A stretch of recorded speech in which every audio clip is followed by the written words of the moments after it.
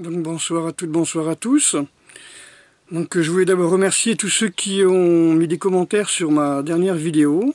Donc ça a été très rapide, je crois qu'ils ont tout à fait constaté ce dont je parlais.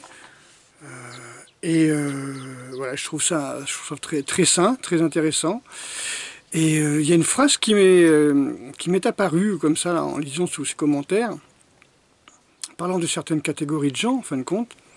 Il y a un proverbe, alors je ne me rappelle plus si c'est Chambon ou je ne sais qui l'avait écrit au 19e siècle, c'était tout le monde va disant que le monde est fou, ce qu'il faudrait savoir c'est s'ils veulent profiter de cette folie ou s'ils veulent en guérir. Et j'ai déjà parlé de ça, et j'avais déjà cité ça parce que c'est vraiment un proverbe qui me touche à cœur depuis une trentaine d'années, voire plus.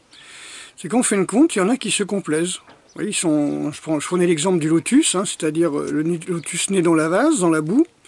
Il traverse le monde de l'eau, hein, le monde des illusions, le monde, on va dire, de la sensualité, je ne sais plus comment on peut appeler ça, quoi, de tout ce qui est tromperie matérielle, etc.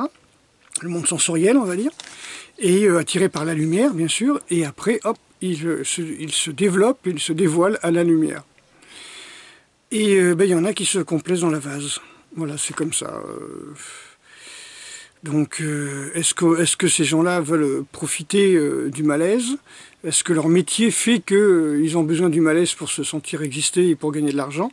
C'est fort possible. En effet, il y a des gens, les deux pieds dans le même sabot, 30 ans après, ils sont toujours dans le même endroit.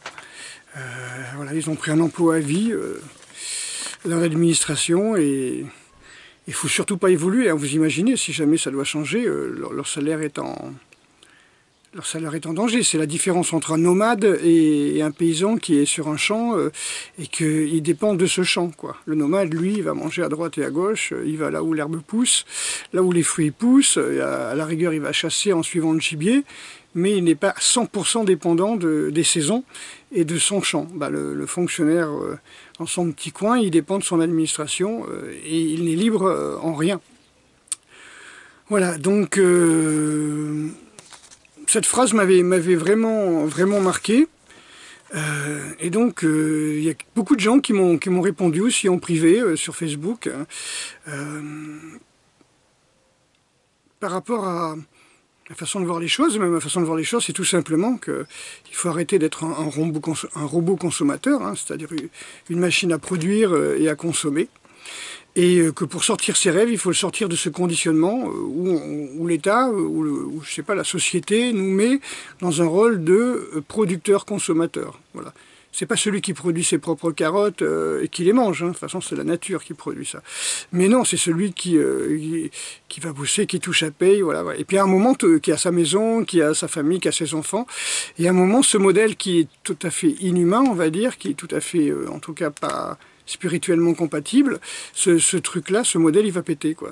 Un jour ou l'autre, il va péter. Peut-être que maintenant, vous êtes bien dedans, c'est très bien, soyez heureux. Hein, et un beau jour, ça pètera quand même. Parce que c'est pas viable, c'est pas logique. Hein. Regardez la vie des saints, regardez la vie des maîtres, vous allez voir comment ils vivaient. Voilà. Donc il y a des gens qui ont intérêt à ce que le monde soit dans un malaise perpétuel. Parce qu'ils vendent des drogues, parce qu'ils vendent de la peur, parce que leur métier est basé sur la peur. Voilà, ceux qui vendent de la sécurité, tous ceux qui vendent des cours de self-défense, tous ceux qui vendent des fuites, en fin de compte, des moyens de fuir. Hein. Voilà. Donc pour ça, il faut être pleinement conscient. C'est pour ça que j'encourageais tout à l'heure sur mon Facebook les gens à méditer. On envoyait Maître Hatsumi méditer, Bruce Lee méditer, un moine zen méditer, un moine Shaolin méditer. Je disais, voilà, méditer, c'est revenir à soi, c'est revenir à l'essentiel. Comme disait Lao Tzu, dans l'obscurité et le silence, il ne reste plus que l'essentiel. Voilà, et être pleinement conscient de ce que vous faites. Voilà, donc moi, quand je parle, quand je dis ce que je suis en train de vous dire, je suis pleinement conscient de quel est le chemin de mes idées. Qu'est-ce que l'on peut faire avec mes idées. Je ne pense pas qu'on puisse faire le mal avec mes idées, je pense qu'on puisse faire que le bien. Donc c'est toujours important de prendre conscience du chemin et des implications de ce que vous dites et de ce que vous faites dans votre vie. Voilà. Voilà, c'est ça être responsable en fin de compte. Ce que j'appelle être responsable, c'est être pleinement conscience de ce que l'on dit, de ce que l'on fait.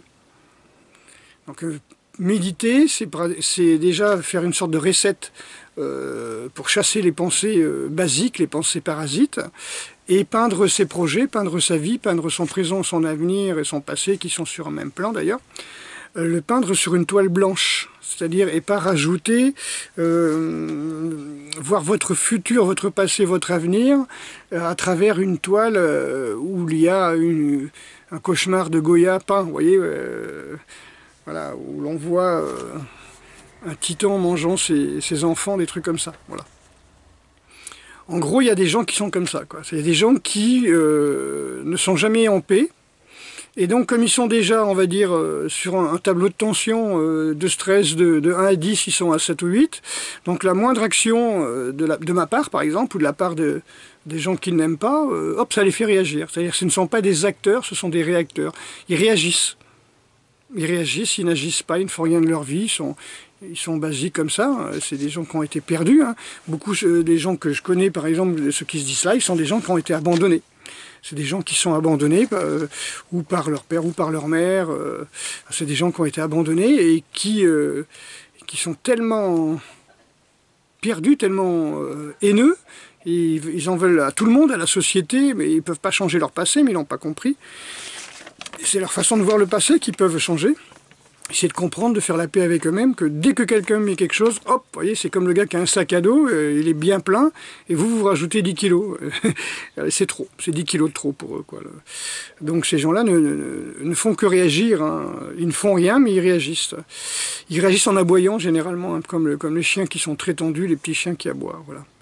Chaque fois que quelqu'un qui le jalouse réalise quelque chose avec succès, ou a du succès, ou est bien vu, hop, aussitôt ils pètent les plombs, quoi.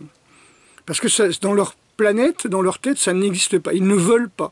Et comme leur ego, je ne veux pas que cette personne ait du succès, donc forcément, ils vont tout faire pour le salir. Voilà, c'est des gens comme ça. J'en connais, hein, je vous dis, hein, j'en connais, j'aurai des exemples à vous montrer avec des preuves. Hein. Voilà, c'est des gens, comme je vous dis, qui se sentent bien dans ce monde malade, avec l'alcool, la clope, toutes les drogues possibles. Donc ils ne cherchent pas à changer le monde, ils ne cherchent pas à améliorer, et ils combattent, c'est pire, hein, ils combattent les gens qui cherchent à améliorer le monde, qui cherchent à réagir. Réagir, c'est-à-dire par rapport à la pollution, à la surconsommation, etc. Donc vous parlez de déconsommation, de décroissance, aussitôt ces mecs-là ils pètent les plombs parce qu'ils aiment bien boire, manger, se baffrer, se bousser sur leur bon steak, avec leur hamburger, avec leur alcool, leur whisky, tout ça, leurs cigares, leurs cigarettes, ils aiment bien ça. Il ne faut pas que ça change, mais il y a un moment leur corps il va dire, comme disait... je ne me rappelle plus un psy très célèbre, que ceux qui refusent de comprendre la vie, la maladie, les accidents, on se chargera de leur faire comprendre. Voilà, c'est un mélange de résistance au changement, donc c'est l'ego hein, qui réagit, et une sorte de complaisance à vivre dans la fange, dans la boue, sans jamais vouloir s'élever. Donc c'est des gens qui ne veulent pas s'élever et qui refusent que les autres s'élèvent. Voilà. Aussi bête que ça. Donc, moi, ce qui me rassure, c'est quand même... hier, j'ai fait ma 365e vidéo sur ma page YouTube, mais il y en a autant sur ma page Facebook, hein, des vidéos techniques, hein, beaucoup de techniques. Voilà, tout ce qui concerne les techniques de combat, de ninja, de lancer, de tir à l'arc, de lancer de tout ce que l'on veut, sabre, couteau, hache, tout ça, vous le trouvez sur ma page Facebook. Hein, donc, il faut aller chercher dans les vidéos. Et voilà, donc c'est ma 366e vidéo, et il y a quand même beaucoup de commentaires positifs, beaucoup de gens qui ont compris que moi, je ne me complais pas à vivre dans la fange, dans la merde, dans la petitesse, et je ne gagne pas ma vie sur, je suis pas une mouche à merde, quoi. Je ne me nourris pas comment on peut dire, du malaise des autres. Voilà, il y a beaucoup de gens... un petit peu comme aux États-Unis, qui déclarent des guerres ou qui font des attentats pour augmenter le budget de la défense. Les gens qui me critiquent sont plutôt de cet ordre-là, de ces gens qui vont semer la merde en disant « Oh, mais ça sent mauvais ici, vite, je vais vous vendre du fébraise. » Voilà. Donc, merci, parce que bon, les critiques me font avancer, évidemment. Hein. Moi, je ne cherche qu'à évoluer.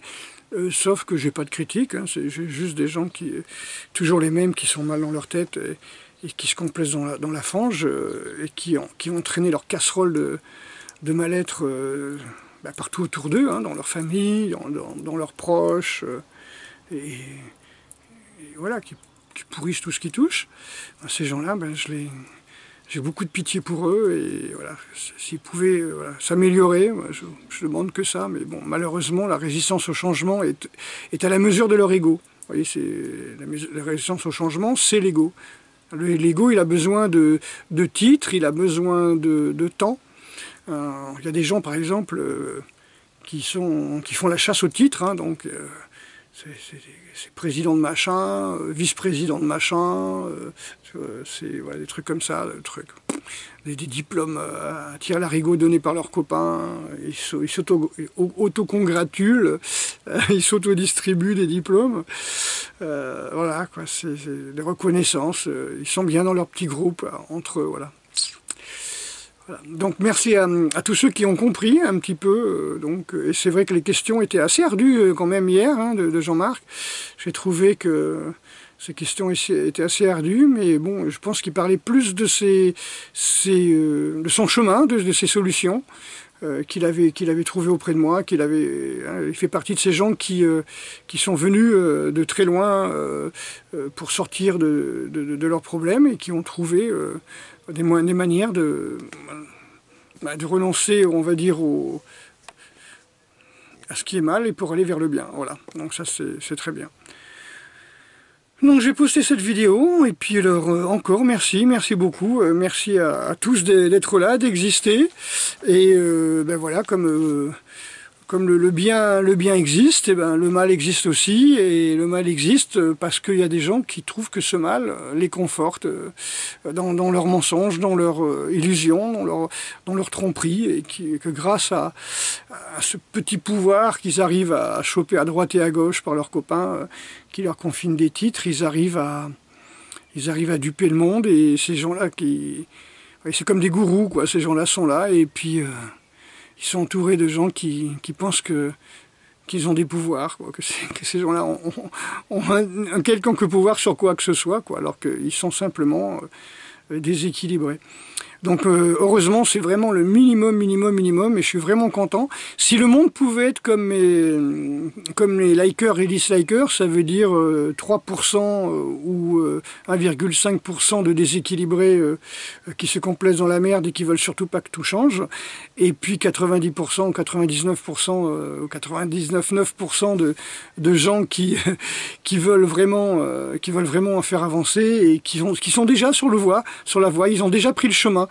Ça aussi, j'ai beaucoup de messages en privé où les gens me disent j'ai pris le chemin, ça y est, j'ai arrêté les conneries, je prends le chemin, et un jour je viendrai à vos stages. Moi, mon but, c'est pas de dire aux gens venez au stage, vous voyez, c'est déjà ils comprennent. Après, s'ils veulent mettre en pratique, il n'y a pas de problème. Vous voyez, comme je vous ai dit, on a décidé 4 dates de stage, c'est la première fois que je fais ça, en été, 4 dates de stage. Il y a déjà il y a déjà quelques inscriptions un mois avant, et voilà, n'hésitez pas à vous inscrire. Il y a un seul stage en juillet, et il y aura, parce qu'il y a encore les gladiateurs, et voilà, il y a beaucoup de choses à faire en juillet, et puis il y aura 3 stages en août, donc n'hésitez pas à venir. Beaucoup qui sont venus, je crois que c'est 2 ou 3 personnes sont venues au stage d'été l'année dernière, et ont fait un deuxième stage juste après, hein, ils sont restés une semaine, ou ils sont partis sur Paris, ils sont chez eux, ils sont revenus, voilà, parce que voilà, c'est se sentir vivre, avoir des moyens d'exister, de se concentrer, voilà. C'est vraiment extraordinaire. Je donnerai beaucoup plus de détails sur les stages, on va dire d'ici 3 jours. Voilà, on va dire ça.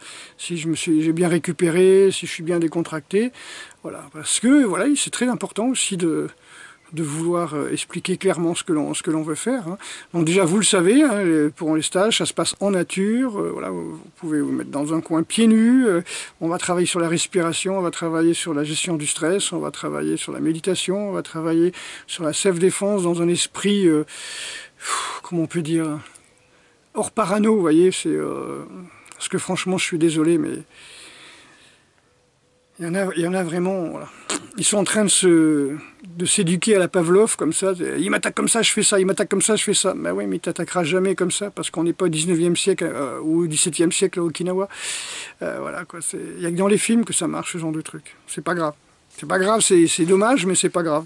Parce qu'au contraire, le jour où vous allez vous prendre une grosse patate, eh bien vous allez dire, merde, Bordas, il avait raison, c'est n'importe quoi, quoi.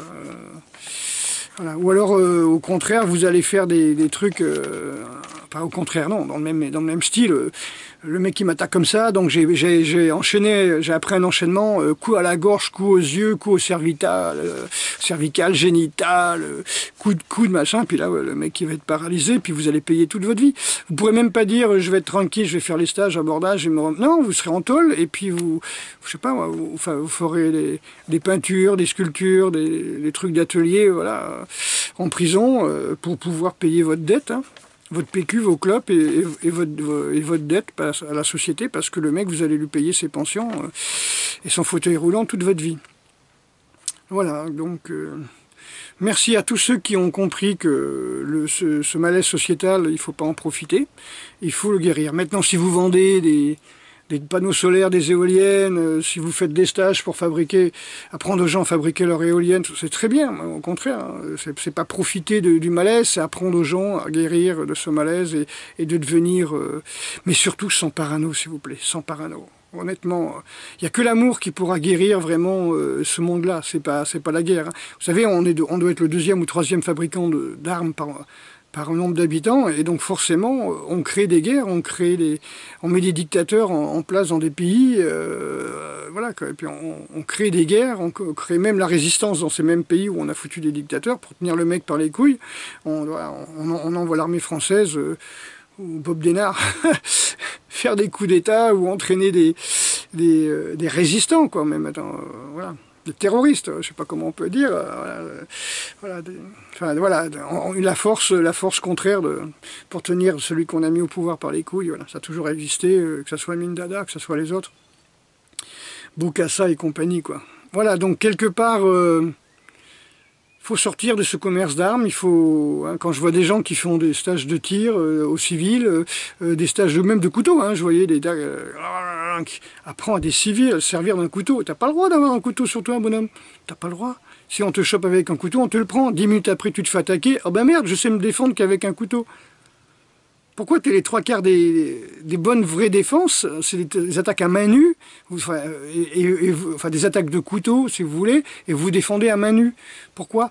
Parce que en fin de compte, comme le systema ou le taijutsu de Bujinkan, par exemple, normalement, ce sont des attaques, ou l'aïkido, hein, des attaques contre des armes, et auxquelles vous répliquez avec des armes. Si vous n'avez pas d'armes, vous n'avez pas d'armes. Mais si vous avez un couteau, ce sont les mêmes réponses. Ouais, j'espère que vous allez comprendre ça. JF l'explique dans une de ses vidéos. On frappe avec le poing, comme l'on frappe avec un couteau, comme on frappe avec une hache, comme on frappe avec un fouet, comme on frappe avec une épée. La frappe systéma. Si vous donnez des gauches, droite, gauche, et que le mec a un couteau en face, je suis pas certain que ça va vraiment jouer, quoi. Enfin bref. Paix sur vous. Pensez que ce qui vous fera sortir de la peur et du malaise, c'est l'amour, hein, et rien d'autre. Rien d'autre. Voilà. Une fois que vous êtes dans l'amour, hop, vous êtes dans le moment présent, vous êtes dans la désillusion, vous êtes là, vous avez fait la paix avec vous-même, vous êtes devant une toile blanche et vous allez peindre votre futur à partir de l'amour et de la toile blanche. Sinon, vous allez réagir constamment en jalousant, en haïssant ceux qui réussissent et en, comment dire, voilà, et en cherchant à profiter du malaise au lieu de le combattre. Voilà. Donc, soyez tous des guérisseurs, guérissez-vous d'abord, ce serait déjà bien, et aidez les autres. Voilà, c'est le plus grand crime pour moi de l'humanité, c'est d'avoir le pouvoir, la connaissance d'améliorer le monde, d'améliorer la société, d'améliorer l'autre, ou de s'améliorer soi-même et de rien faire. Voilà, pour moi c'est le plus grand crime. Le plus grand crime, c'est de connaître la vérité et ne pas la dire, c'est de connaître des moyens de guérir et ne pas les dire. Voilà, donc oui, il faut parler, il faut choisir ses mots, il faut parler, et en toute conscience, en pleine conscience, en pleine responsabilité. Voilà, donc paix et amour, et à partir de là, construisez, reconstruisez votre vie, sortez-vous la tête du cul. Et voilà. Et puis j'espère qu'on se verra quand même au stage, c'est toujours intéressant, 5 jours ensemble, vous serez entre gens très positifs, donc vous pouvez tenter des jeunes secs, tenter des jeunes, tenter des travails méditation, parce que voilà, même si vous le faites chez vous, venez aider les autres si vous êtes habitué à faire ça, venez aider les autres. Vous voyez, il n'y a rien de plus valorisant que d'aider les autres. Voilà. C'est comme ça, de les aimer, de les aider, d'être dans la gratitude et d'être dans la bienveillance. Bienveillance, gratitude, paix, amour. À très bientôt.